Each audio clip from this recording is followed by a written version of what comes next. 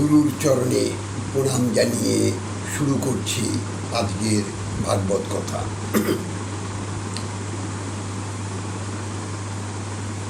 আঠারো পুরাণের শ্রেষ্ঠ পুরাণ ভাগবত। ভাগবতকে কেন পরম ব্রহ্ম বলা হয়েছে আজ আলোচ্য বিষয়। বলছে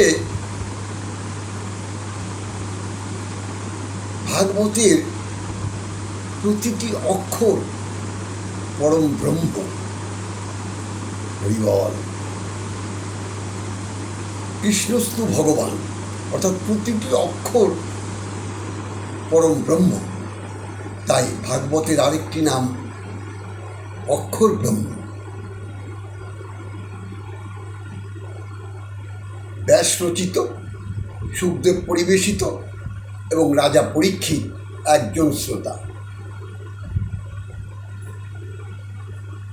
শ্রোতার মতো শ্রোতা যদি একজন হয় তাহলেই যে অমৃত কথা 7 দিন 7 রাত্রি শ্রবণ করে রাজা পরীক্ষিতের কৃষ্ণ প্রাপ্তি, পরম ব্রহ্মকে যার প্রাপ্তি হয়েছিল। হরিবল হরিবল।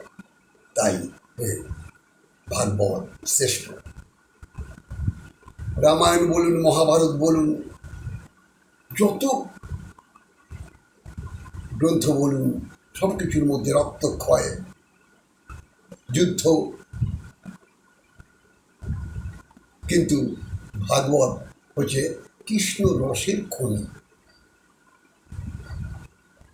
প্রত্যেকটি অক্ষর যার কৃষ্ণ রসে পরিপূর্ণ। তাই ভাগবতকে শ্রেষ্ঠ স্থান দিয়েছে।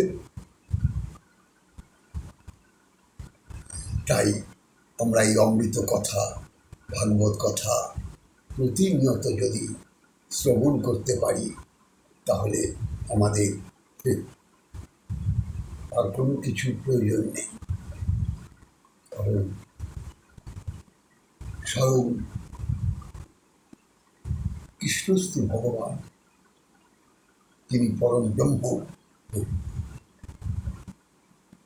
সদা সর্বদা আমরা ভাগবত কথা শ্রবণ করব আর নয়ন জলে বক্ষ ভাষা,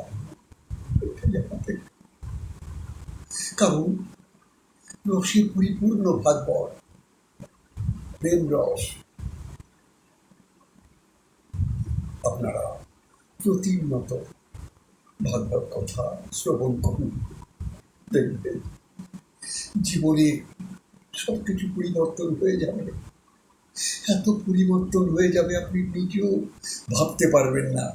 হরিবল হরিবল। জয় রাধে, জয় নিতাই। আপনারা ভালো থাকুন। ঈশ্বর পরম কৃষ্ণ আপনাদের মঙ্গলময় মঙ্গল করুন, এটাই আমি তার কাছে প্রার্থনা করি। জয় রাধে, জয় নিতাই।